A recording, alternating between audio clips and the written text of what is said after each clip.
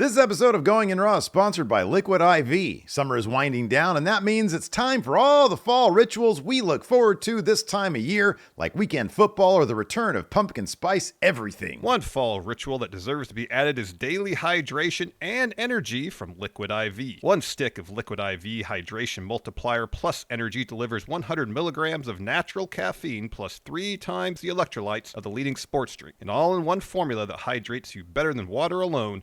It leaves you feeling focused and alert so you can accomplish all the things you want and need to do. So tear, pour, and live more and start a new fall ritual with Liquid IV. Get 20% off your first order of Liquid IV when you go to liquidiv.com and use code RAW at checkout. That's 20% off your first order when you shop Better Hydration today using promo code RAW at liquidiv.com. Hey, Friendo, Steve here. Hey, Larson. And welcome back to reacting to pro wrestling hot takes. We did it last week. We're doing it this week, Larson. It seems like this might become a staple here on main roster Going in Raw programming. Yeah, it looks like it's got the call-up. It might be here to stay. It remains to be seen. You know, we'll give it a few weeks, see how it does. If it underperforms, needs more development, back down to the developmental. Back to Friendo Club it goes. Right, exactly. Of course, this show originated over at Friendo Club Wrestling. It's our other channel where we do short form stuff, so be sure to check that out, sub to the channel.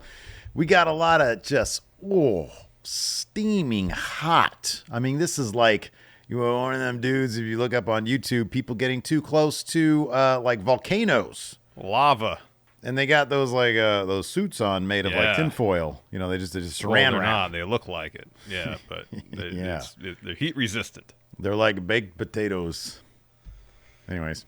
Let's get into it, because this first hot take here from Blair Dowker says this. The Bloodline story is the worst it's ever been.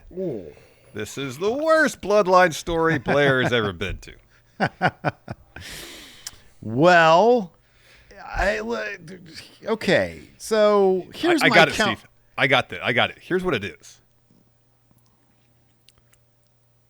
Even when there was lulls in the Bloodline story, by that I mean like when Roman was gone. Oh, I thought you meant laughs. No, not lulls, not LOL. No. LULL, lulls. When Roman was gone, like after WrestleMania 39, after he beat Cody, like there was a lull there because Roman was off TV for a while. The presence of Roman was still felt, but dramatically, narratively, there wasn't a bunch going on. And there's other periods where Roman would be off TV for a bit. Again, not a whole lot going on. It was getting by solely on the dynamics between the characters and their chemistry. Yeah, right. So while things weren't really happening, it was still relatively entertaining because the personalities involved were entertaining. Now, it's kind of the opposite, where there's stuff going on, but I feel like we're only getting a sliver of what it actually is because they're not delving into the dynamics amongst the characters at all in the new Bloodline. If they did, I feel like we'd get a lot more sense of what the dynamic is between everybody involved. You know, this time they're spent trying to establish Solo to kind of mixed results as a main event level dude. You know, again, is it working? I don't know. Jacob Fatu seems like the superstar of New Bloodline because he is. Yeah. So I guess in that sense, no. But, you know, now that Roman's back, you know, and teaming with Cody, how is that going to affect Cody's alliances with other wrestlers, specifically those who have feuded with Roman in the past? Talk about Kevin Owens and Randall Keith Orton. They'll probably have issue with it. I think we had a little down spell in this whole Bloodline story, but mostly because they weren't examining the dynamics between the characters very well or at all. And it's going to pick back up here. So, from the moment Heyman got kicked out of the Bad Bloodline until this week, because Roman came back and was like, oh, what's going to happen? And let's face it, He didn't do anything. Whole lot of nothing. He didn't do anything. Between the moment Heyman got kicked out and like this past week on SmackDown when Cody and Roman formed the new Mega Powers, nothing happened. Not a whole lot happened. That's like basically a 2-month chunk where like, yeah, Solo challenged Cody for the title, but it was like, okay, and then what? And then Cody moved on, and then Solo was like, I got next. You already had your shot. Yes, Jacob Fatu showed up in that span of time, I believe, but beyond him just staring at Solo Sikoa doing this the whole time, he hasn't really been doing a whole lot except for looking very cool and doing some cool moves. I thought the little bit where he had a romance with the walking boot was something, but that wasn't really even a thing. Again, they're not. There's things they could explore. They're just not exploring. And which means there's no story going. I mean, there hasn't been your contention that stuff has happened. I mean, literally, they've been on TV, so stuff has literally they've happened. been trying to have stuff happen, but they haven't really been getting into it enough to make it seem like things happen. I'm pretty sure it was after WrestleMania 39 where Roman was gone for a while. And we were like, what are they even doing with this Bloodline story? This is going nowhere. Mm-hmm. They weren't even trying. It didn't even feel like they were trying to advance much. It was just like, all right, we're kind of a bit of a holding pattern because Roman's not here. At least we got some engaging characters. Let's just lean on them. So at least even if nothing is happening, it's relatively entertaining. Mm-hmm. Now, I feel like now is a period where they want things to be happening. Mm-hmm. Because it feels like, all right, we're supposed to view Solo in a certain way. And I think you and I agree he's kind of a pretender to the throne. Yeah. And I think that was the idea. But I just don't feel like they've given enough time on TV to delve into the dynamics, and therefore it's felt like a lot less has happened than they probably intended. I don't disagree with that. I will say this. When you say something like the worst, I don't think any of this that's happening. Look, the cardinal sin for me in wrestling is boring. And it's been kind of boring. As we say, SmackDown's been mid thanks to the Bloodline being like just sort of inert.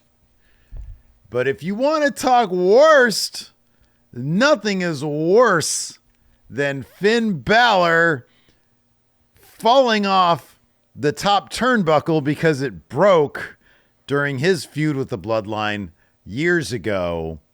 So I'm going to say no to this. I don't think this is the worst it's been. I think it's definitely the most boring it's been. Yeah, I don't think it's the worst either.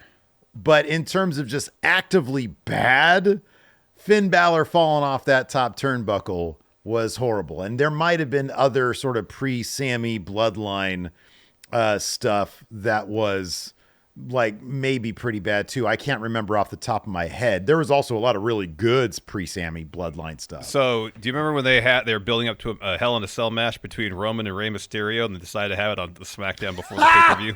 Yes. Worse. Yes. That was worse than what's happening right now. That was worse than what's happening now. Like, now. why would you have a marquee match like that just for whatever reason happened on the SmackDown before the pay-per-view? That was wild. Yeah, that was worse. Absolutely, that was worse. But yeah, I mean, dude, in terms of, look, if you appreciate, train wreck television like that, like what you just mentioned, like the Finn Balor stuff, then I guess this is worse. If the worst thing you can do in wrestling is boring or inert, then this would take the cake in terms of actively terrible stuff. What we just mentioned, I think, trumps this particular Bloodline era. But like you said, also, I think we're at the end of it. I think that Roman's presence, Cody's alliance with Roman, and all the memes that are going to come from this, the discussion online between the extreme Cody stands, the extreme Roman stands. Hey, I love Cody. I love Roman. I think they're both great. So I'm eating good these days, Larson. But a lot of these diehard, Roman or bust or Cody or bust people, watching that discourse is wildly hilarious. It's entertaining stuff. And I think on TV, dude, if this doesn't spur the kind of backstage exploration of these characters that we've been asking for, what will? I know. They need to be doing opportunity. That. Absolutely, I agree. Because I think maybe there could be a turnaround in the idea that this is a boring era of the Bloodline. If you've got a better idea of who these characters were and how they relate to each other and interact. Yeah. Because that was by and large what made so much of the Bloodline story initially great. Mm-hmm. So. Yeah, I agree. Let's move on to this one from Hipster Doofus 329. Says the industry. This is hot. The industry as a whole is in a 2019 level of boring.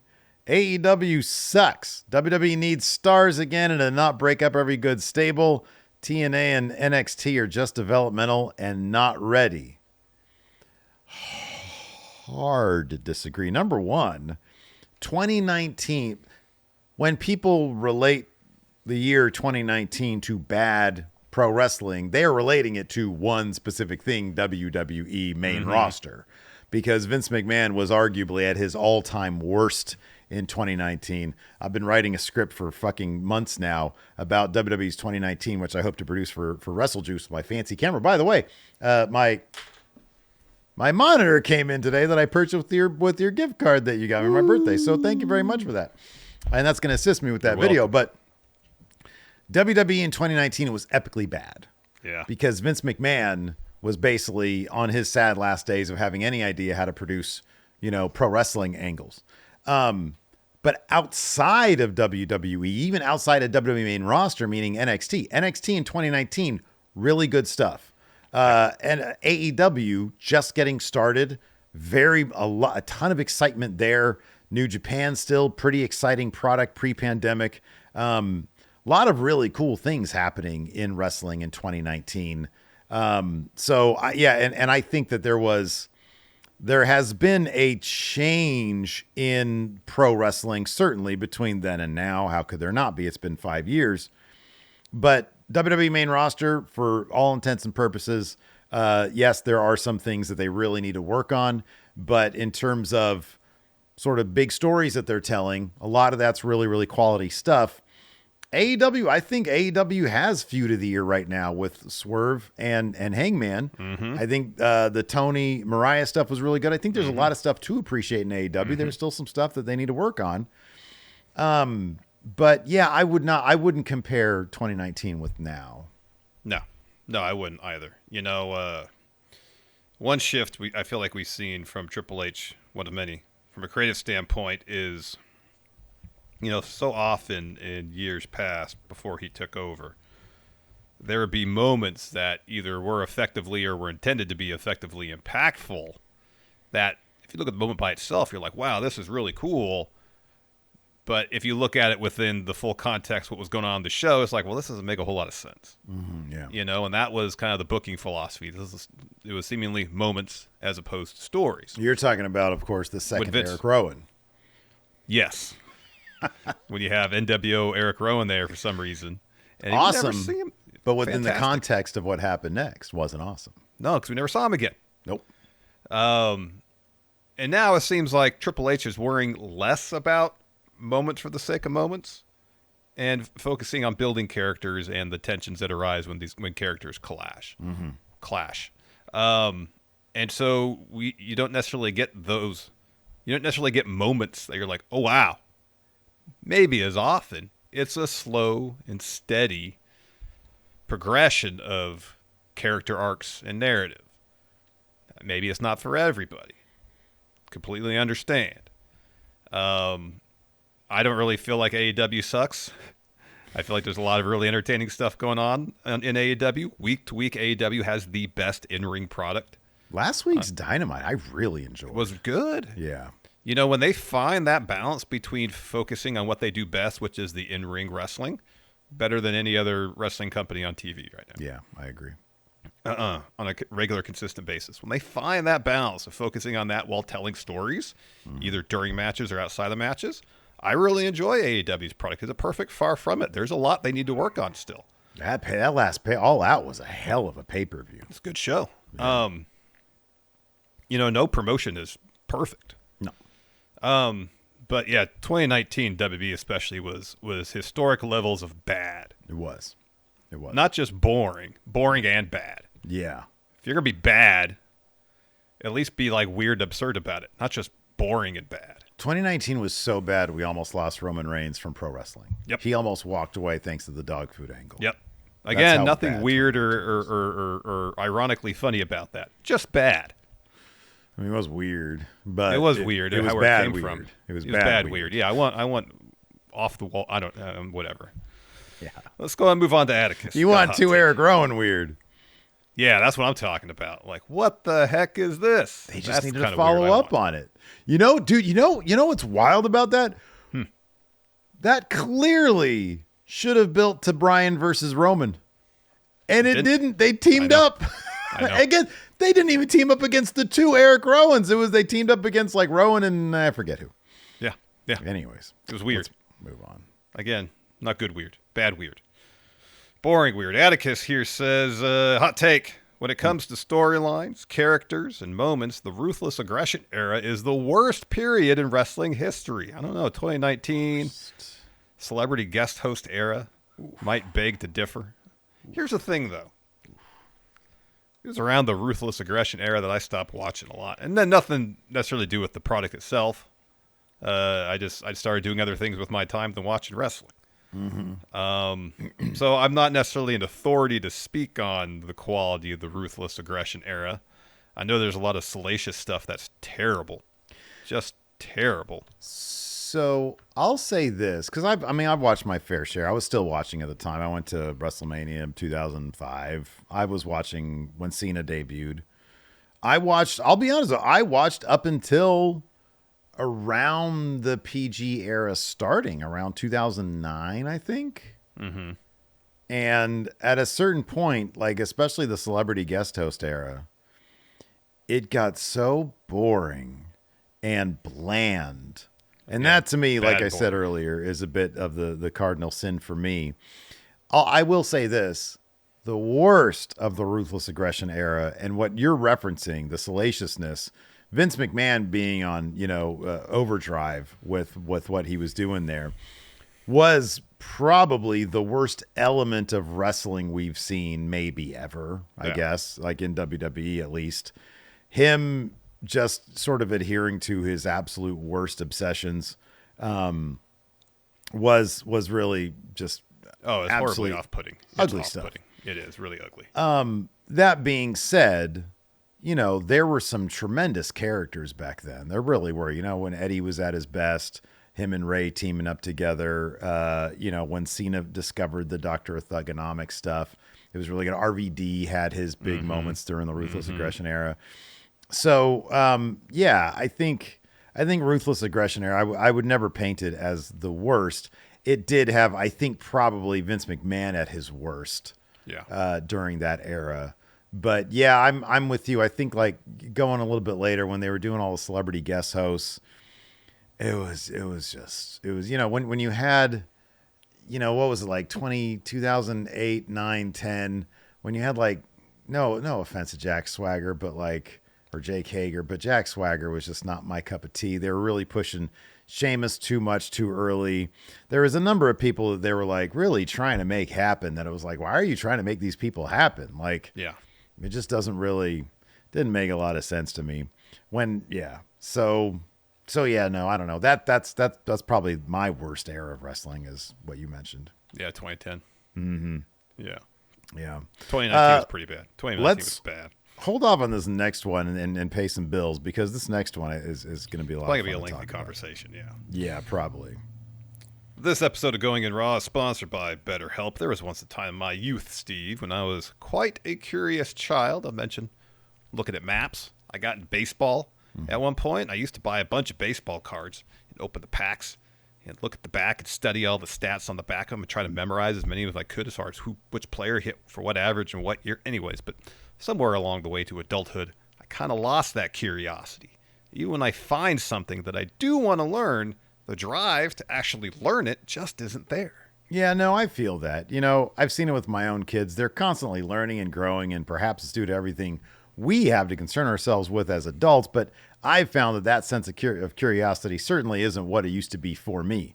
But therapy can help you reconnect with your sense of wonder. And if you're thinking of starting therapy, give BetterHelp a try. BetterHelp is completely online and designed to be convenient, flexible, and suited for your schedule. All you got to do to get started is fill out a brief questionnaire to get matched with a licensed therapist, and then you can switch therapists at any time for no additional charge. I've spoken about it here on the show a lot, but in my mid-20s, my life was basically taken over by severe anxiety, and I definitely lost any sense of wonder or curiosity. Eventually, I realized that I had to go to therapy, and therapy helped me learn the skills I needed to better cope with my anxiety and got my life back on track and put me on the path to hopefully becoming a better Larson. So rediscover your curiosity with BetterHelp. Visit betterhelp.com/raw today to get 10% off your first month. That's BetterHelp, HELP.com/raw. And let's get a word from our sponsor, Liquid IV. Football is back.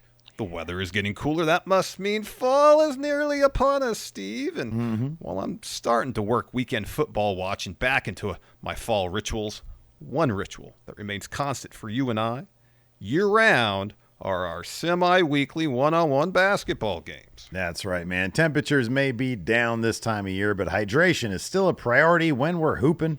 And hydration and energy deserves to be a priority this fall with Liquid IV. Steve, we've known each other for a long time, right? Yes, we have. You know me pretty well, yeah? Oh, yeah. And I don't think anyone would describe me as a high-energy individual. Would you agree with that assessment? Sadly, yes. Yes, so it helps me tremendously. I get a pep in my step when we're playing one-on-one.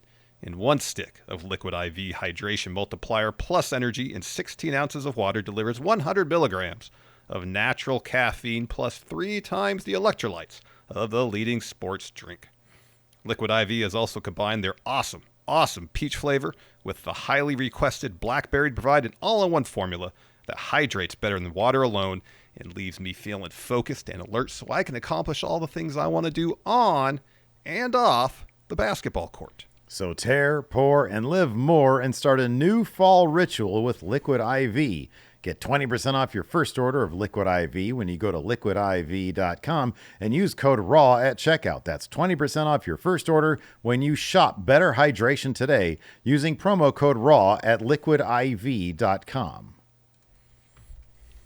All right, this next one is from... Where is it? Man versus bear getting food. All right. What a great name. Interesting. Yeah. So Man vs. Bear says most wrestling journalism is bad for wrestling. It's made to be sensational, and it causes issues in the locker room like with AEW. Man vs. Bear continues, I also believe it's the cause of the current era of tribalistic wrestling fans. Wow, man versus journalist. Interesting. Do you believe... Man versus wrestling journalists. You go ahead and take that water. I'll start off here. So there's an... Pro wrestling is an interesting thing, especially when it comes to journalism, in that it's, you know, obviously the phrase protect the business is something that most wrestling companies and most wrestlers try to adhere to for the most part.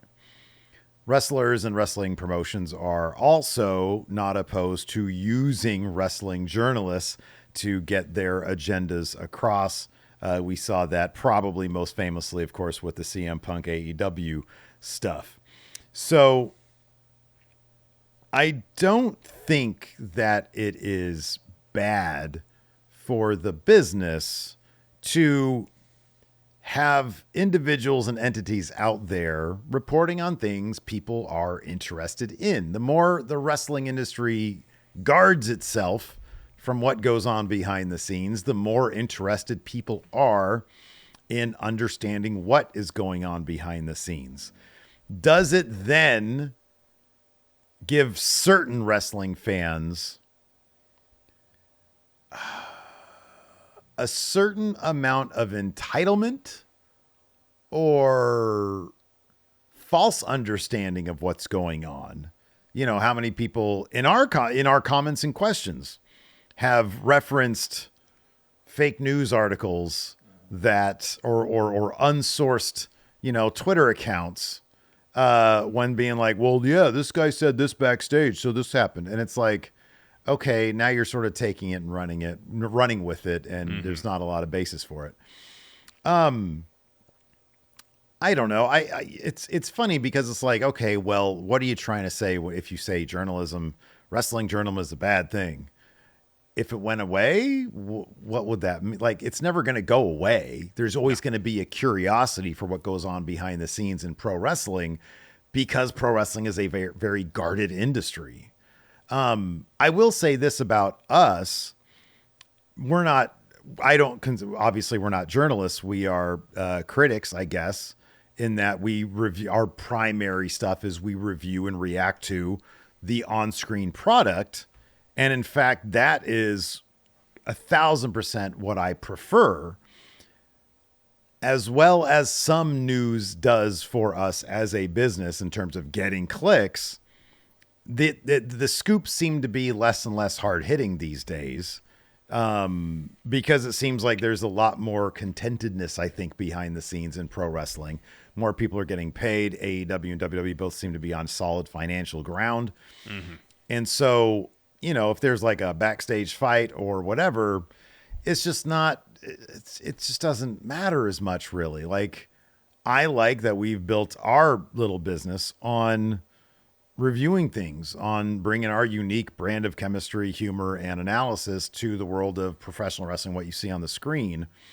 But, the Sean Ross Sapps in the world, they're there because there is a demand for that. People want to know that. And if people are becoming tribalistic over what is being reported, that's on the people. Mm-hmm. That's on those fans for not touching grass maybe enough, mm-hmm. and getting weird about the ongoing stuff with people they don't even know.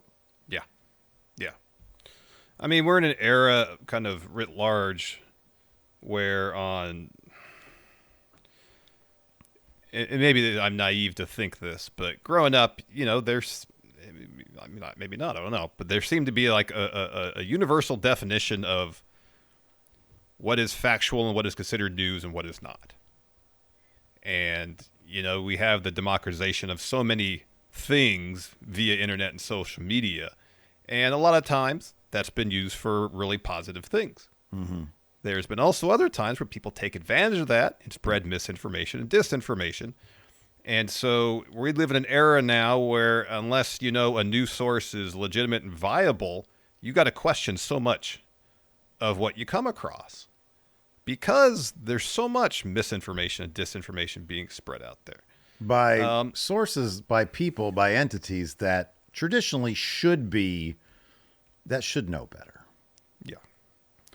And so, and that applies to the world, I think, of pro wrestling as well, because you mentioned that, there are respected names in the world of pro wrestling journalism that when they report something, there's credence lent to that because of their reputation. Now, there's other places or other outlets that'll pop up on social media and start reporting news without, any track record. Mm-hmm.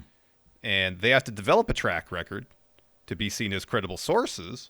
And if they don't develop that track record, they're not going to be a credible source. Yeah. But people with maybe an agenda in mind, or looking to get some clicks, get some engagement, mm-hmm. will take maybe some outlets without the credibility and start to propagate that news as truthful when perhaps it could not be. Again, that's sadly kind of the era we're living in now. Mm-hmm, yeah, sure. And, that's where media literacy comes into play, where you got to be able to parse what is a legitimate, credible source and what is not. What is a legitimate, credible outlet, what is not. And being able to understand. I'll give you an example. There's been times when, God, I'm trying to remember the specific example, but when people will take something, for example, Sean Ross Sapp says, and they'll twist the living hell out of it. Yeah. And he'll be like, that's not what, this has happened multiple times. That's not what I said. And that's an aspect of media literacy as well, where it's like, okay, understand that there are situations. I think one of them was the CM Punk to WWE thing. Mm-hmm. Where he never said he wasn't going there. Yeah. And in fact, given the timetable that Triple H himself specified was the CM Punk contract timetable, Sean Ross Sapp was exactly right in everything he had reported. But because early on it was like, he's not signed with WWE. Oh, he's not going to WWE. Hey, he showed up in WWE. You were wrong. Mm-hmm. Well, at the time, he was in fact correct. Yeah. People are looking for any opportunity to dunk on credible sources a lot of the time. Yeah. That's one example. But, getting back to the tribalistic nature of, and it's not just the world of wrestling, it's so much. No, it's everywhere. Of what goes on in life. Now, again, everybody's got an outlet to express their opinion. And I don't think you can lay the blame on wrestling journalism for it. It's something that has existed for a while. And I think it's just, It's two things. Something that's existed and now is just more front and center because there's a really easy way to see all these debates going on, if you want to call them that.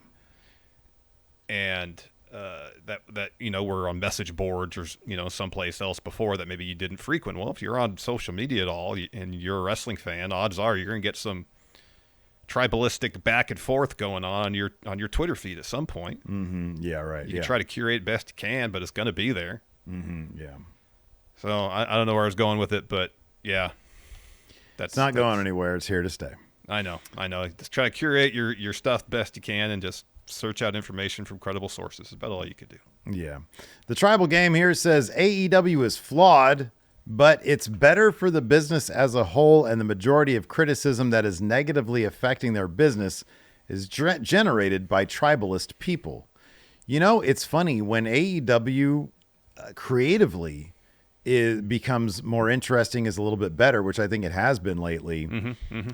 The typical tribalistic Twitter accounts that we've all known, that we've all, grown to just accept are a thing. The arguments get thinner and thinner, and the grasping for straws becomes greater and greater. Yep. I saw one account that claimed AEW is where the botches happen as opposed to where the wrestle happens. And it was like a normal wrestling sequence. I think it was a Tony Storm thing or a Mariah May thing. And I was like, she was doing a Storm Zero. Yeah. I was like, what? No. And it got ratioed to hell. It was like, what? There's no botch here. This is just normal wrestling. Yeah. I saw similar, given the AEW TV deal news that's been, coming out now, not official, but reported on, people saying, or there was one account that was saying, they're only getting like $20 million more than they were getting before. And people were quick to point out, no, this is closer to $70 to $100 million more per year than they were getting before, maybe even more than that. And it's just, they just lie and grasp for straws. And I don't even particularly know why. I don't know why somebody would start a Twitter account simply to dunk on a wrestling company when you can just not talk about that wrestling company. I know. So yeah, AEW is flawed in its own way. WWE's flawed in its own way. They present something that's interesting in their own way, and WWE presents something interesting in their own way. And, but having it boggles my mind that anybody would think that having a healthy AEW would be bad for the wrestling business. We should want it to succeed wildly. Yes. Yeah. Now, the more major promotions that are making money, the better it is for the wrestlers, especially. Mm-hmm. Yeah. The healthier the wrestling industry is, the better it is for the wrestlers because then they have an opportunity to make more money. Mm-hmm. And hopefully make the environment more advantageous for them. I mean, we see with AEW where they work, the wrestlers, they don't have to do the house show circuit. They don't have to put their bodies on the line 300 days a year. Mm-hmm, that's potentially extending careers and giving wrestlers more days of living a healthy, fulfilling life and not damaging their bodies to such an extent that, they have to have a bunch of surgeries, living in pain to a horrible degree. Hopefully less time in the ring will afford wrestlers a healthier life after the wrestling careers are done. Yeah. And they get to make more money in the process. We should be celebrating that. The wrestlers, the talent, the ones putting their bodies on the line for our entertainment. Mm-hmm, yeah. And if the wrestling industry as a whole is healthy and there's major promotions paying wrestlers tons of money, we should be celebrating that because it gives the wrestlers potentially a much better life. Yeah. And it gives us more money because we get to talk about more things. That's right. That's probably the most important thing. Well, that's how it directly affects us. Right. I suppose. More money for me, best. Moving what about on. Me? No, you don't care about that. You care about number one, huh?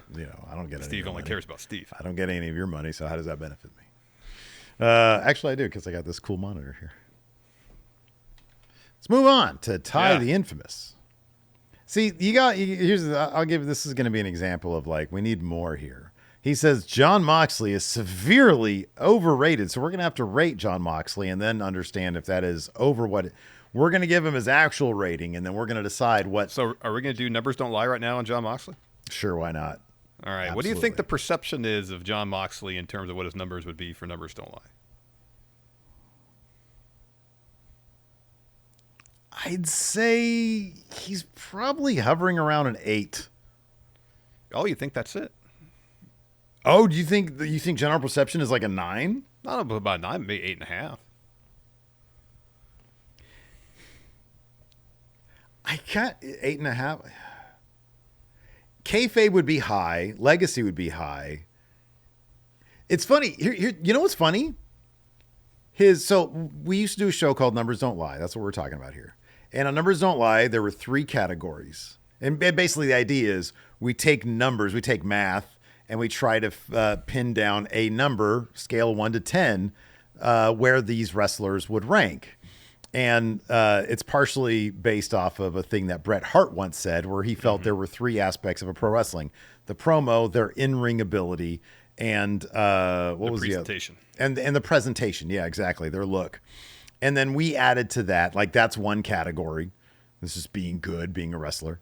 And then there's also their accomplishments, which we refer to as kayfabe, because it's like how many in-story accomplishments do they have? Yeah. And then the other one is their legacy, which is a bit more subjective. It's like, what have they crossed over? Are they a household name? Are they highly influential? Is everybody trying to be them? I feel like Moxley's influence, his legacy, and his accomplishments actually outweigh the sum of his parts. I agree with that because 1,000%. His promo, I don't know if you can give him more than an 8. Here's the thing. Jon Moxley is capable. I feel like he's capable because we've seen it of being a 9 or 10 promo. Oh, I wouldn't know about 10. He could be like a 9, 9.5. Like I feel like it's there. We just don't see it very often. I mean, he's might have dropped like 1 9 promo in his life.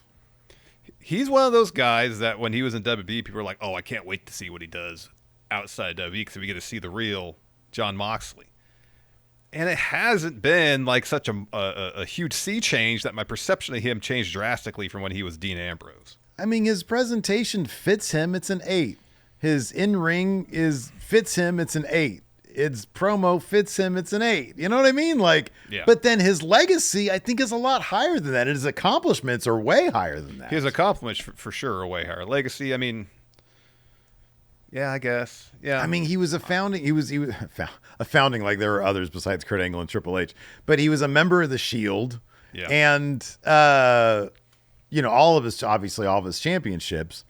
But he was a member of the Shield, and he was like arguably the biggest name to come to AEW when it started. I know. I know. That's a big legacy score, right? No, there. but when you put it as the legacy and kayfabe scores are kind of outpace the individual aspects of his being good score, I 1,000% agree with that. And if that's the case, maybe he is overrated. I'm trying to think. What do you think people rate him as like a 9? I think there's a lot of people that really like his character and promo work. I find it way too inconsistent to be completely invested. I'll see some promos like, wow, this is really, really good. Maybe not 10, but like a 9. I've seen him do 9 promos before, for sure. Yeah, I know. And it seems like 9 is a high number, though. The capacity is there for him because he's a really good talker. He's a good talker, but he's more of a consistently good talker as opposed to he just knocks it out of the park, you know? No, I don't disagree with that. I don't disagree with that at all. Yeah. But it seemed like based on what we saw of him at WWE, the idea was there's a lot left to be unlocked in Jon Moxley when he leaves.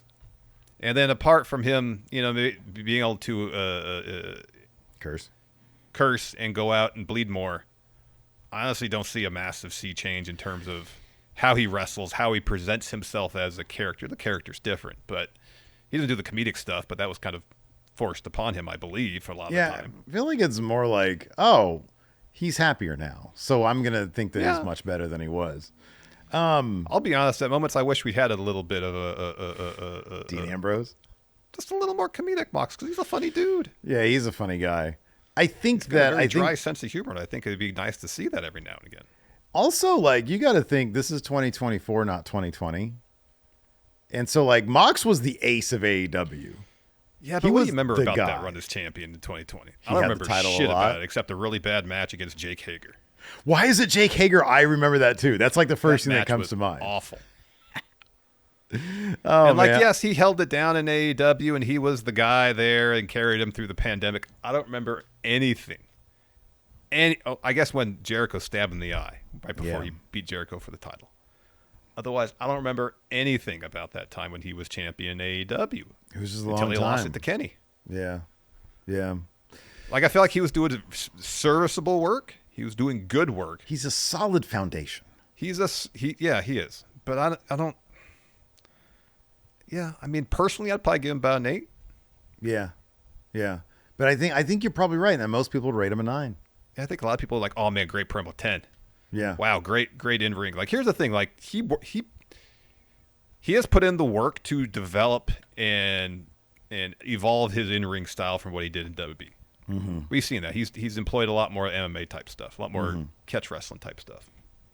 He started using a couple of William Regal moves, you know? Yeah, right.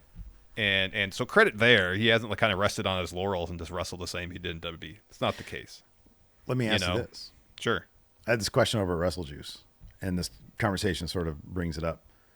If you had an opportunity to interview any member of the Shield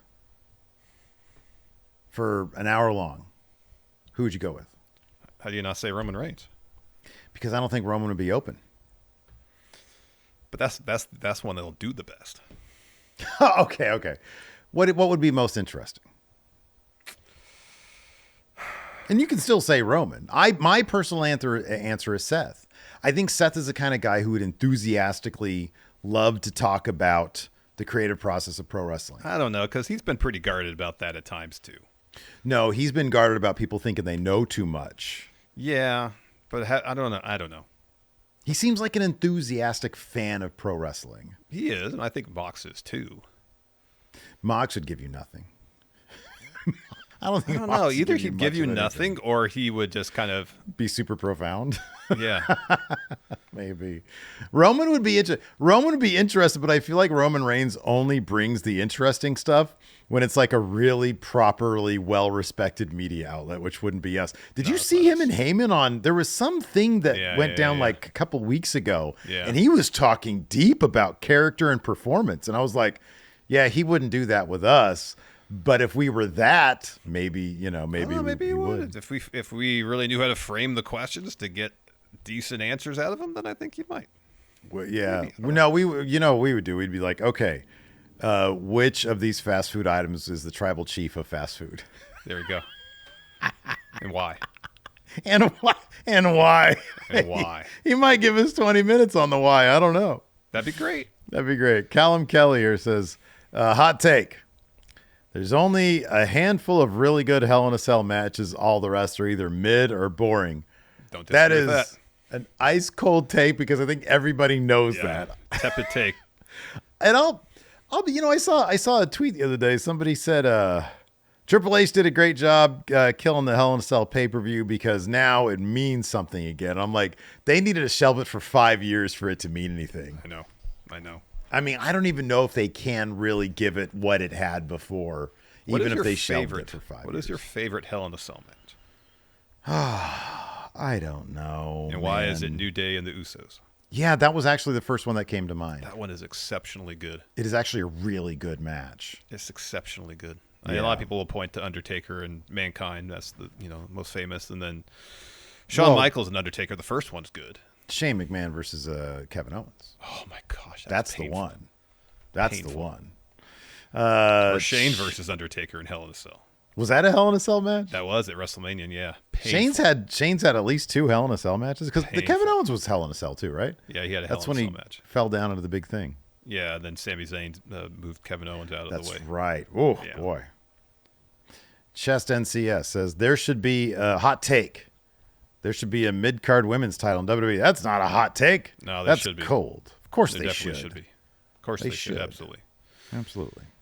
Brawler here says Randall Keith Thornton is the greatest heel of all time. Tell me when I'm telling lies. Greatest. I think heel the of all idea time? of Randy Orton, legend killer Randy Orton, is the greatest heel of all time because he's putting all your favorites in the head. You know what they should have done is really played up the backstage heel shenanigans that Randy Orton, Pooping in luggage. Pooping in luggage. Yeah, that kind of stuff. Wasn't there like a shake, like a ball handshake, he was rubbing his hands on his ball, handshaking people? Yeah. That to me is more heelish than doing what he ever did on TV. No, he was a terrific heel. He was a terrific. He was a really good heel. Greatest of all time? I don't know, but he was really good. I don't know about all time. Who's your GOAT heel, Steve? GOAT heel. Heel Michael Cole. I don't know. Probably Piper, right? Like Roddy Piper is probably like the best heel. Well, how can it not be Tribal Chief Roman Reigns? Most complex, most fascinating. I don't know if he was ever really a bad guy to me.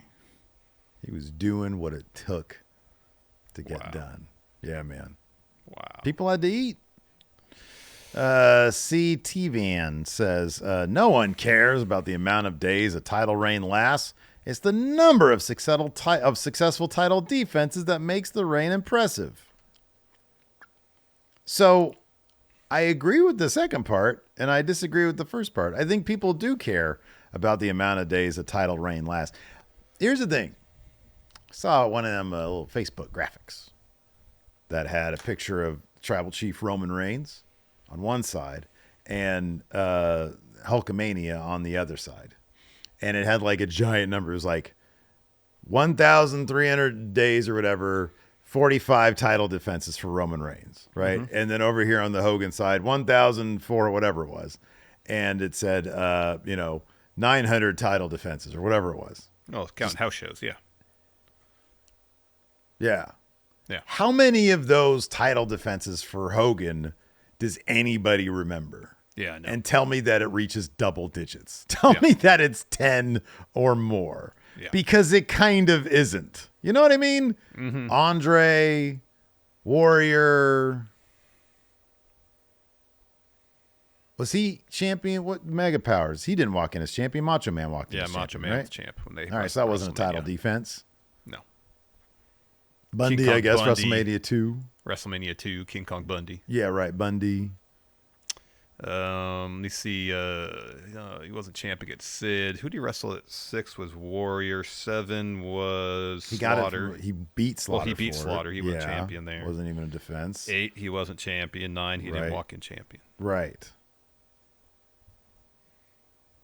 Out of all those hundreds and hundreds and hundreds, there's like 3 memorable ones. 3, yeah. That Steve deems consequential. Tell me when I'm telling lies. Tell me when I'm telling lies. Here's the thing about all this. This is all scripted. None of this is competition. We're supposed to be immersed in the world that this is a competitive activity, and therefore these records matter. They're storytelling devices. Okay, right. But even within the story, what's, I guess, best can be considered most compelling, you know? So here's the thing. If someone has a title reign of 60 days but somehow defends it on TV 15 times, what's more impressive, that or someone who's a champion for a year with 30 defenses? Wait, so that's like once every 10 days versus... So if you're champ for, 60 days? Yeah, and you defend it 15 times. 15 times, which I don't know if it's mathematically possible. You'd be doing it on Raw and SmackDown. Yeah, right. You need 4 you're a Continental Champion. You're the workhorse. You take that literally. You want to wrestle every show. So I mean, it's more like, dude, it's more like somebody's champion for 90 days and they have 10 killer title defenses versus somebody who's been champion for a year and has 5. You know, I get it. I do. And you're right, in terms of the scripted nature of it, it depends on what the story is. Like, that's LA Knight's thing is like Logan Paul had that title for how many days and he only defended it like twice or whatever. Twice, yeah. And yeah, I don't consider Logan Paul, I mean, partially, they're still trying to outdo Lunchables now. You see that? They're trying to set Mr. Beast and Logan Paul are trying to sell kids food. If you think the lawsuits are coming fast and furious now. Just wait. Wait, there's arsenic in this chocolate? I mean, what makes a title reign memorable in my eyes is the stories in said title reign. It's not the number of times they defended or how long they had the title. Like, I remember Roman's Bloodline reign because the story was really good. Yeah, right. Yeah. You know, the only reason I know it was 1,316 days because it was on the back of that belt you have. It's on the back of the title. Otherwise, I wouldn't know. I wouldn't know how many successful title defenses he had. That's, again, they're storytelling devices. Yeah, I remember the stories. Yeah, you do not measure it by the number of title defenses because like that stuff is just fake padded stuff. You know, Hogan goes out on the circuit and he defends it a million times. Like Damian Priest had a ton of title defenses we never knew about because it was on a house show circuit. Yeah, same with Cody right now. Yeah, right. But then on television, it was like twice that he defended it. Yeah. So yeah. I mean, I don't know, man. You're right. You're 1,000% right. It's the stories involved. There is no number or numeric metric that tells the story. It is the stories that tell the story. When you think of Dean Ambrose's U.S. title reign, you remember it for him never defending that title really and having it for a very long time. Yep. So no, that's a failure of a U.S. title reign, but also mainly because that's time that could have been spent telling stories with that title. Similar question here from the one and only Sheep says wrestling as a whole is far too invested in stat padding, reigns, days, defenses. Okay, so I will caveat that though. Once you get up into like the top 5, like with Roman, there is, I think, a mythology that comes into play. That could be the story. For example. Could be the story then. Well, no, but Bruno, right? Yeah. 8 years and then 3 years. Yeah. And it's like, I don't know, Dick, about him having the title, but I know that he is the guy, you know? Yeah, yeah. But I'm saying if someone like Roman's getting up there, you know, he's getting close to Hogan's quote-unquote like modern-day record, that's a story they could tell. Yeah. You know, and then they're using length of reign as an element of the story that's being told. And, okay, now it matters to me because there's a story element involved in it, not just, we're chasing this number to chase the number. Speaking of, the one and only Sheep here, wrestling as a whole is far too invested in stat padding, days, reigns, defenses. I disagree with that. I don't think that I think when somebody is approaching a number like Gunther, when he approached Honky Tonk's record, they made a deal about it. They did the Gunther commemorative signature series title with 666 on it, the double title. But yeah, once you get to a certain level, it's like, okay, well, this is historical, but also like Gunther's matches are just outstanding. Yeah. That also plays into it. It's like, okay, what are the level of matches? Are these memorable matches and memorable moments? But I don't know. I don't think that wrestling is. I think WWE went through a phase of resetting their records for champions that are not necessarily homemade, but like when they had Bianca beat like Becky's record or whatever it was, that made a lot of sense. I think that there's a possibility Cena is going to break the Flair record because it makes sense from a business standpoint.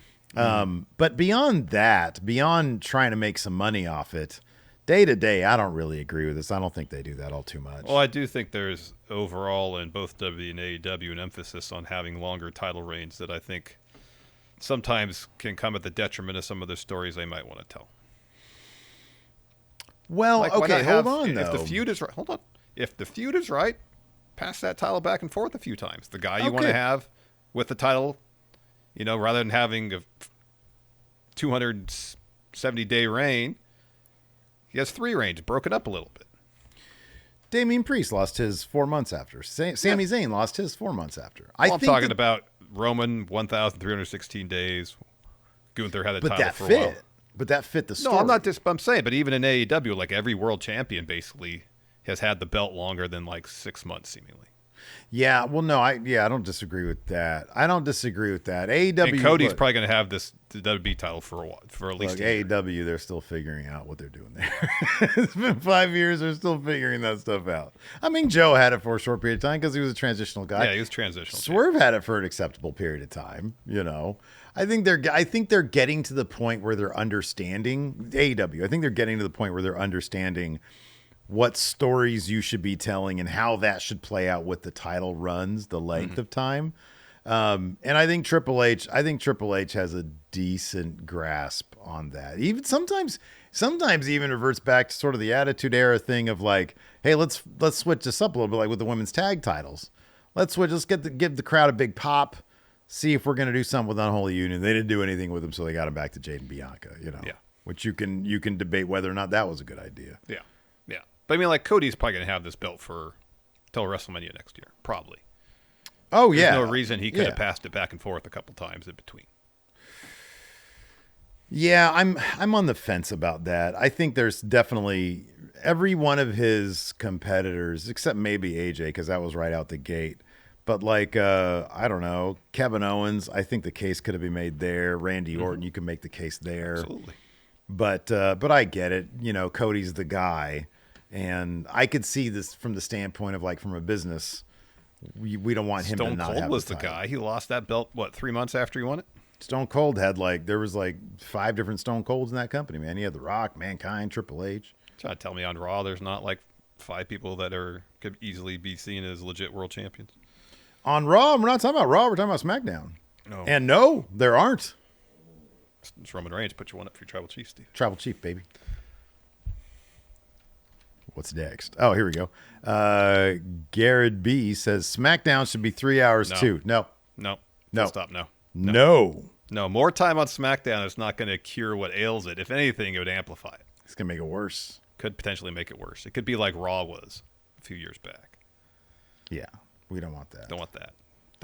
Less time for everybody. I think they actually know what they're doing with 3 hours for Raw because they've got such a load of Raw. I think Triple H just likes Raw. I mean, back in the day, he was a Raw guy. Yeah. I mean, it was the A show for the longest time. It was the A show because he was there. Exactly. Anyway, well, I think that's how he perceived it. And that dude, he had some stroke back then. You got that right. He did. Yeah. Now he is the stroke. Anyways, that is going to do it for Hot Takes. Please hit that subscribe button, notify bell, so you guys know when we put up the Hot Takes thread. So maybe you can have your Hot Takes read right here on the show. Thanks for tuning in. We appreciate it. Leave us some comments too, man. Leave us some comments. Hit the like button. And until next time, we'll see you guys around. Goodbye.